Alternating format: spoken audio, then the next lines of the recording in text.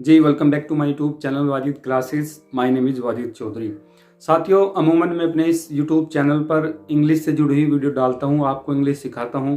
लेकिन आज का जो सेशन हमारा रहने वाला है ये कुछ अलग है, क्योंकि इस वीडियो में मैं आपको कुछ ऐसी जानकारी प्रोवाइड कराने जा रहा हूँ जो आपको जानना बहुत ही ज़रूरी है, आपके लिए बहुत ही अहम है।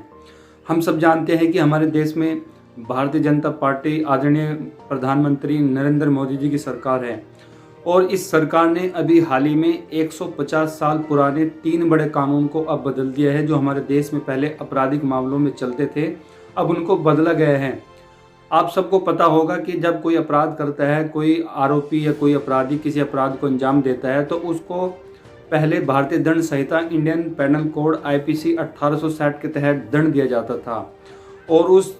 और उसे दंड देने के लिए जो प्रक्रिया अपनाई जाती थी कि कैसे एफआईआर दर्ज होगी, कैसे केस का ट्रायल चलेगा, तो इसके लिए एक कानून हम यूज़ करते थे, सीआरपीसी जिसे हम कहते हैं, क्रिमिनल प्रोसीजर कोड 1973 का एक कानून था। और केस में अपने आप को प्रूव करने के लिए हमें कुछ एविडेंस देने की ज़रूरत होती, तो हम दे देते इंडियन एविडेंस 1872 के तहत। तो ये जो 3 बड़े आपराधिक कानून थे जिनके ऊपर ट्रायल चलता था, जिनके ऊपर एफआईआर दर्ज होती थी, आप अपने विटनेस की अपनी गवाही को अपने आप को प्रूव करते थे। तो ये 3 बड़े कानून जो पहले चलते थे, 150 साल पुराने कानून, अब इनको क्या है, भारत सरकार ने बिल्कुल बदल दिया है। इनके स्थान पर 3 नए कानून अब आ चुके हैं, वे अधिनियम बन चुके हैं। ठीक है, क्योंकि हम सब जानते हैं अगस्त के महीने में इसी साल जो हमारे होम मिनिस्टर हैं अमित शाह जी ने 3 बिल संसद में पेश किए थे। पहला बिल था भारतीय न्याय संहिता बिल, दूसरा था भारतीय नागरिक सुरक्षा संहिता बिल, और तीसरा था हमारा इंडियन भारतीय साक्ष्य अधिनियम बिल। ये 3 बिल मुख्यतः संसद में रखे गए थे। किसको रिप्लेस करने के लिए? ये उनको हटाने के लिए रखे गए थे। जैसे पहला कानून था इंडियन पेनल कोड आईपीसी भारतीय दंड संहिता, तो इसको हटाने के लिए, इसको रिप्लेस करने के लिए कानून एक बिल रखा गया था, उसको हम कहते हैं भारतीय न्याय संहिता बिल 2023। ठीक है, सीआरपीसी को हटाने के लिए, उसको बदलने के लिए रखा गया था भारतीय नागरिक सुरक्षा संहिता बिल 2023, और इंडियन एविडेंस एक्ट 1872 को हटाने के लिए रखा गया था भारतीय साक्ष्य अधिनियम बिल 2023। तो जो बिल थे अब ये अधिनियम बन चुके हैं, उनको राज्यसभा, लोकसभा और राष्ट्रपति जी के द्वारा क्या है, मान्यता मिल चुकी है। तो जो पहली आईपीसी थी उसमें क्या बदलाव किया गया है, और जो नई आईपीसी है उसमें क्या है, पूरी डिटेल में आपको इसमें जानकारी देने वाला हूं।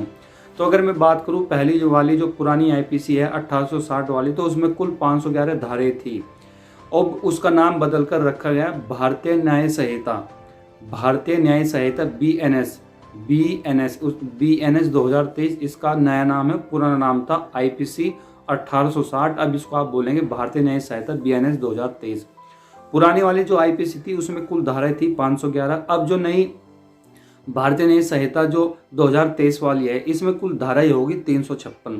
पुरानी वाली में 175 धाराओं को क्या है, चयन किया गया है, बदला किया गया है, और साथ ही साथ जो 22 धाराएं है उनको हटा दिया गया है, और 8 नई धाराएं क्या है, इस भारतीय न्याय संहिता में जोड़ी गई है। तो जो पुरानी आईपीसी थी भारतीय दंड संहिता, उसको बदल के उसका नाम रख दिया गया है भारतीय न्याय संहिता। पुरानी वाली में 511 सेक्शन थी, और नई वाली में होगी कुल 356 सेक्शन। उसमें 175 सेक्शन को क्या है, चयन किया गया है, 22 सेक्शन को हटा दिया गया है, और 8 नई सेक्शन जोड़ी है। ठीक है, चलिए अब मूव करते हैं नेक्स्ट। अगर हम बात करें सीआरपीसी जो पुराने उसमें चलती थी, क्रिमिनल प्रोसीजर कोड 1973 वाली दंड प्रक्रिया संहिता, उसका नाम बदल के रखा गया भारतीय नागरिक सुरक्षा संहिता। जो हमारी पुरानी सीआरपीसी थी, क्रिमिनल प्रोसीजर कोड 1973, उसको हम हिंदी में कहते थे दंड प्रक्रिया संहिता। अब उसका नाम बदल के रखा गया है भारतीय नागरिक सुरक्षा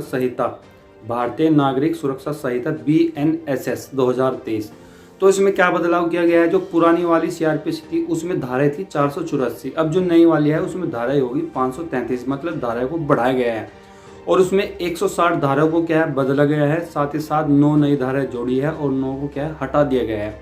तो पुरानी वाली सीआरपीसी में थी जो 1973 की थी 484 सेक्शन, और नई वाली में है 533 सेक्शन। 160 सेक्शन को बदल दिया गया है, और 9 को हटा दिया गया है, तो 9 नई जोड़ी गई है। ठीक है, चलिए अब बढ़ते हैं नेक्स्ट कानून की तरफ। और नेक्स्ट कानून था हमारा इंडियन एविडेंस एक्ट 1872 वाला।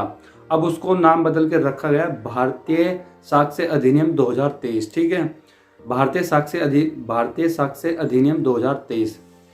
तो उसमें क्या बदल गया है, देखिए पुराने वाले में सेक्शन थी 167 और जो नए वाला है उसमें सेक्शन होगी 170, जिसमें 5 सेक्शन है उसको हटा दिया गया है और एक नई सेक्शन क्या है जोड़ी गई है।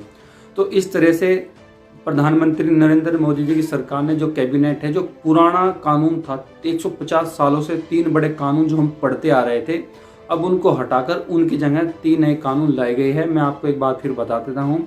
भारतीय दंड संहिता आईपीसी का नाम बदल के रख दिया गया है भारतीय न्याय संहिता 2023, ठीक है।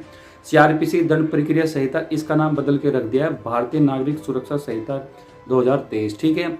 और जो भारतीय इंडियन एविडेंस एक्ट था 1872 का, उसका नाम रखा गया है भारतीय साक्ष्य अधिनियम 2023। तो ये जो 3 बड़े कानून थे अब उनको हटा के 3 नए कानून बना दिए गए हैं। तो बहुत चीज़ें बदली है, बहुत सारा चेंजिंग कर दिया गया है, क्योंकि हमारे देश के जो आदरणीय प्रधानमंत्री हैं नरेंद्र मोदी जी और हमारे होम मिनिस्टर साहब अमित शाह जी का कहना है कि हम अपने नागरिकों को दंड नहीं बल्कि हम अपने नागरिकों को न्याय दिलाना चाहते हैं। जी हाँ, हम ये चाहते हैं कि हमारे नागरिक सशक्त बने, हमारे नागरिकों को न्याय मिले। अगर किसी के खिलाफ भी कोई अपराध किया जाता है, कोई विक्टिम है, कोई पीड़ित पक्ष है, तो हम उन्हें चाहते हैं कि उन्हें जल्दी से जल्दी न्याय मिले, उनके साथ न्याय हो, ना कि उन्हें न्याय लेने के लिए भटकना पड़े। तो इसलिए इन 3 बड़े कानूनों को क्या है बदला गया है, उन्हें चेंज किया गया है। तो इन कानून के बदलने से कौन कौन से परिवर्तन आए हैं, चलिए इसके बारे में हम जान लेते हैं। देखिए, अगर कोई अपराध ऐसा घटित होता है जिसमें 7 साल या उसके ऊपर की सजा है, तो जो फॉरेंसिक टीम होती है उसको मौके मुआयने पर क्राइम सीन पर पहुंचना अनिवार्य कर दिया गया है। जी हाँ, फॉरेंसिक टीम को ऐसे अपराध में जिसमें सजा 7 साल या उसके ऊपर की है, वहां पे जाना, उस अपराध जहाँ पे वो अपराध हुआ है उस फॉरेंसिक टीम को वहाँ पे पहुँचना बिल्कुल अब मैंडेटरी कर दिया गया है। अगर फॉरेंसिक टीम क्राइम सीन पर नहीं जाती जहाँ पे अपराध हुआ है, तो आप अपराधी को 7 साल या उसके ऊपर की सज़ा नहीं दिला सकते। एक तो ये बड़ा बदलाव।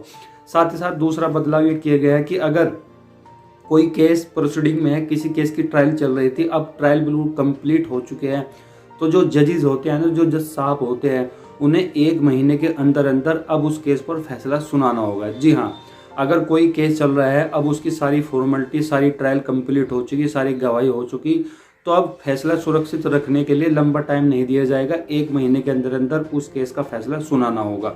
एक बड़ा बदलाव ये। दूसरा बदलाव ये है कि अगर कोई आरोपी है, कोई अपराधी है, वो जेल में है और उसका ट्रायल खत्म हो चुकी है, तो उसे सज़ा सुनाने के लिए भी अब ज़्यादा से ज़्यादा 1 महीने का टाइम मिलेगा। आप 1 महीने से ज़्यादा उसे नहीं रोक सकते फैसले को, तो फैसला सुनाना 1 महीने के अंदर बिल्कुल मैंडेटरी कर दिया गया है, ठीक है। दूसरी बात, अगर कोई पीड़ित है जिसके साथ रेप किया गया है, तो अब उसकी जो गवाही होगी उसकी वीडियो रिकॉर्डिंग अनिवार्य कर दी गई है और ये भी कहा गया कि उसके पेरेंट्स भी वहाँ मौजूद रह सकते हैं। जी हाँ, जो रेप पीड़िता है उसके बयान की वीडियोग्राफी की जाएगी और अगर ज़रूरी समझे तो उसके पेरेंट्स भी वहाँ पे रह सकते हैं, ठीक है। और बहुत सारे बदलाव किए गए। ये भी बदलाव किया गया है कि अगर किसी पुलिस अधिकारी पर किसी भी तरह का केस पेंडिंग है, तो सरकार को उस पर 120 दिनों के अंदर अंदर क्या है फैसला लेना होगा, ठीक है। ये भी बहुत अच्छी बात है। और साथ ही साथ जो राजद्रोह का पहले केस चलता था, अब राजद्रोह को हटा के अब देशद्रोह का केस चलेगा। अगर कोई भी हमारे देश के खिलाफ, हमारी सुरक्षा पर, हमारी आर्थिक सुरक्षा पर या देश की अखंडता पर, संप्रभुता पर कोई भी हमला करता है, तो ऐसे व्यक्ति को कड़ी से कड़ी सजा मिलेगी। ये भी बहुत बड़ा बदलाव है। इसी के साथ बहुत सारे बदलाव किए गए, जैसे पहले मॉब लिंचिंग पर कोई कानून नहीं था, लेकिन अगर अब मॉब लिंचिंग होती है, भीड़ किसी की हत्या कर देती है, तो इसके लिए अब सजाए मौत तक का प्रावधान कर दिया गया है। ये भी बहुत बड़ा चेंजिंग हुआ है। साथ ही साथ अगर कोई नेता चुनाव के दौरान, कोई लीडर अपने वोटरों को पैसे देकर उन्हें लालच में फंसाता है, तो उसके ऊपर भी अब कड़ी कार्रवाई की जाएगी। अब आप किसी को पैसे देकर वोट नहीं खरीद सकते। बहुत बड़ा, अगर आप ऐसा एक एक्ट करते हैं तो आप सज़ा के हकदार रहेंगे, आपको कड़ी सज़ा दी जाएगी। तो ऐसे बड़े साथ ही साथ जो पुलिस थाने में चार्जशीट जो आईओ होता है, इन्वेस्टिगेशन ऑफिसर, अब उसको 90 दिन के अंदर कोर्ट में चार्जशीट पेश करनी होगी। पूरी इंक्वायरी जितनी भी उसने पूरी जांच पड़ताल की, पूरी इन्वेस्टिगेशन की, तो उसका पूरा रिटन फॉर्म में आपको चार्जशीट के रूप में 90 दिन के अंदर कोर्ट में जमा करना होगा। ये भी बहुत बड़ा बदलाव किया गया है। तो ये जो कानून बदले हैं, इसमें बहुत सारे चेंजिंग किए गए हैं केस को जल्दी से जल्दी निपटाया जाएगा। ऐसे नहीं कि भाई कई कई साल तो केस पेंडिंग पड़े रहते हैं कोर्ट में, अब ऐसा नहीं होगा। अब बिल्कुल कानून बदल चुके हैं, क्योंकि आईपीसी, सीआरपीसी और इंडियन एविडेंस में बहुत सारे बदलाव कर दिए गए हैं। अब ऐसा नहीं होगा कि कई कई साल तक केस पेंडिंग ही पड़े हैं, उनकी कोई सुनवाई नहीं हो रही है, ठीक है, फाइल दब चुकी है।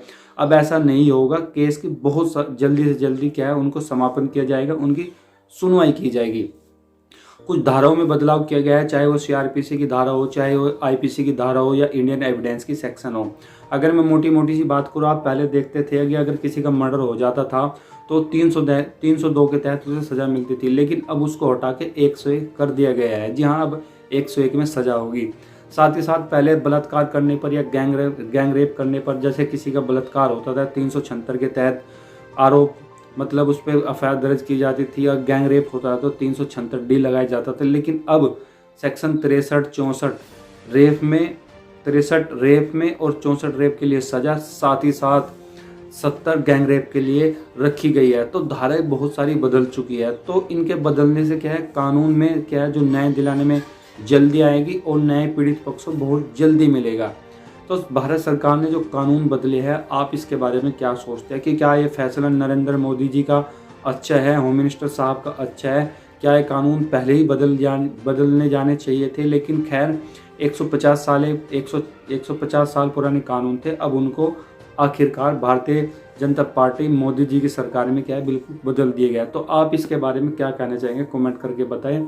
और ऐसे ही कानून से जुड़ी ही तमाम वीडियो अब मैं आपको इस चैनल पर देता रहूँगा। साथ साथ आपको इंग्लिश की वीडियो मिलती रहेगी और बहुत सारी एजुकेशन की वीडियो मैं आपको अपने इस प्लेटफॉर्म पे देता रहूँगा। तो चलिए, thank you so much for watching this video. Video पसंद आए तो लाइक करें, शेयर करें, और चैनल पर नए हो तो चैनल को भी जरूर सब्सक्राइब करें।